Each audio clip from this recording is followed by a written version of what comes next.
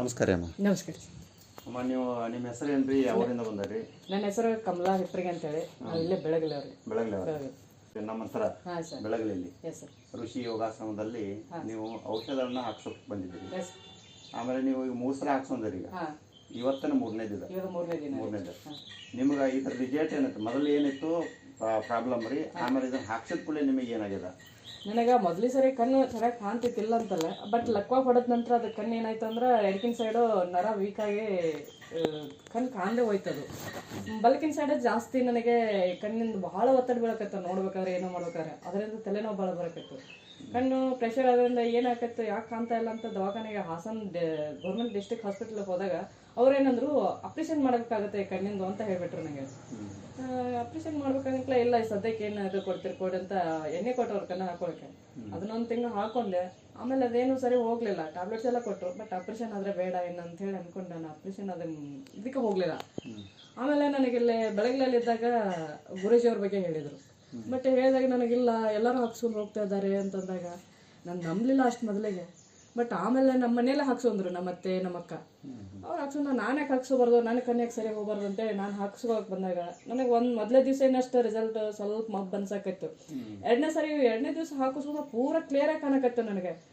ಯಾಕಂದ್ರೆ laptop ನೋಡೋದಲ್ಲೇ phone ನೋಡೋದಲ್ಲೇ ನನಗೆ ತಲೆನೋವೇ ಬರ್ತಾ ಇಲ್ಲ ಇವಾಗ. ಯಾಕಂದ್ರೆ ಇಡೀ ದಿನ ನಾನು ನೋಡಿದೆ ಅದನ್ನು ಚೆಕ್ ಮಾಡ್ಕೋಬೇಕು, ಇದು ಮಾಡ್ಕೋಬೇಕು ಅಂತೇಳಿ.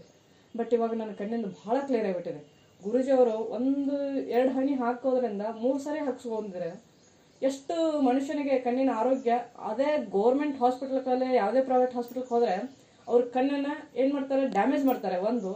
ಅದು ಭಾಳ ದಿವಸ ಬಾಳಿಕೆ ಬರೋದಲ್ಲ ಅವ್ರು ಮಾಡಿದ್ದು. ಭಾಳ 1 ವರ್ಷ 2 ವರ್ಷ 3 ವರ್ಷ 4 ವರ್ಷ, ಭಾಳ ಏನೋ ಮಿನಿಮಮ್ ಅಂದ್ರೆ ಒಂದು 10 ವರ್ಷದವರೆಗೂ ಕಣ್ಣು ಇದು ಮಾಡ್ಕೋಬೋದು. ಆಮೇಲೆ ಅದು ಕಣ್ಣು ಡ್ಯಾಮೇಜ್ ಆಗೇ ಆಗುತ್ತೆ. ಯಾಕಂದರೆ ಹೆರಿಚೇರಿ ಇದು ಮಾಡಿ ತೆಗೆದಿರ್ತಾರೆ. ಅಂದರೆ ಆಯುರ್ವೇದಿಕದಲ್ಲಿ ಏನಿದೆ ಅಂದರೆ ನಮಗೆ ಭಾಳ ಒಂದು ನಂಬಿಕೆ ಇದೆ. ಅದರಿಂದ ಕಣ್ಣು ಸರಿ ಇದು ಮಾಡ್ಕೋಬೋದು. ಯಾವುದೇ ರೀತಿ ಸ್ಲೋ ಪ್ರೊಸೆಸ್ ಆದರೂ ಪರ್ಮನೆಂಟಾಗಿ ಕಣ್ಣು ಜೀವ ಇರುವವರೆಗೂ ಉಳಿಸ್ಕೊಂಡು ಹೋಗ್ಬೋದು. ಗುರುಗಳು ಇವರು ಹಾಕೋ ಔಷಧದಿಂದ ನನಗೆ ಬಹಳ ಉಪಯೋಗ ಆಗಿದೆ. ಈಗ ನನ್ನ ಕಣ್ಣು ತುಂಬ ಚೆನ್ನಾಗಿ ಕಾಣ್ತಾ ಇದೆ. ಈಗ ಮುಂದೆ ಸಂದೇಶ ಏನು ಕೊಡ್ಬೇಕು ಜನರಿಗೆ? ಇಲ್ಲ, ನಿಮಗೇನಾದ್ರೂ ಕಣ್ಣಿಂದು ಈ ಪರಿಸ್ಥಿತಿ, ಕಣ್ಣು ಒಳಗೆ ಮೌಸ್ ಬೆಳೆದಾಗಿದ್ರೆ, ಕಣ್ಣು ಕಾಣದೇ ಇದ್ರೆ ಆಪ್ರೇಷನ್ ಮಾಡಿಸ್ಬೇಕು ಅಂತ ಹೇಳಿದ್ರೆ ಅದನ್ನು ಬಿಟ್ಟು, ಆಪ್ರೇಷನ್ ಮಾಡಿಸ್ಬೋದು ಬಿಟ್ಟು ಇಲ್ಲಿ ಬಂದು ನೀವು ಕಣ್ಣಿನ 1-2 ಹನಿ 3 ದಿವಸ ಸರಿ ಹಾಕ್ಸ್ಕೊಂಡ್ರೆ ನಿಮ್ಮ ಕಣ್ಣು ಸರಿ ಹೋಗುತ್ತಂತ ನಾನು ಅನ್ಕೋತೀನಿ. ಯಾಕಂದ್ರೆ ಇದು ನನ್ನ ನಂಬಿಕೆ. ಈಗ ನನ್ನ ಕಣ್ಣು ಸರಿ ಹೋಗಿದೆ ಅಂತ ನಾನು ಇದು ಮಾಡಿದ್ದೆ. ನೀವು ಸ್ವಯಂ ಅನುಭವ ಇದೆ ನಿಮ್ಗೆ? Yes sir. ಅದಕ್ಕೆ ನೀವು ಹಾಕ್ಸ್ಕೊಂಡ್ರಿ. ಮೊದಲು ಹೆಂಗಿತ್ತು, ಈಗ ಹೆಂಗಾಗಿದೆ ನನಗೆ ಅನುಭವ ಆಗಿದೆ. ಅದಕ್ಕೆ ಈಗ ಸಂದೇಶ ಕೊಡ್ತಾರೆ.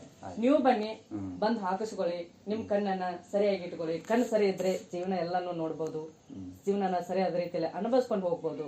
ಆದ್ರೆ ಕಣ್ಣು ಸರಿಯದೇ ಇದ್ರೆ ಏನು ಮಾಡೋಕ್ಕಾಗಲ್ಲ. ಜೀವನನೇ ಒಂಥರ ಏನೋ ಮುಗಿತಲ್ಲ ಅನ್ನೋ ಅಷ್ಟು ಜೀವನ ಇದಾಗಿಬಿಡುತ್ತೆ ಅಷ್ಟೇ.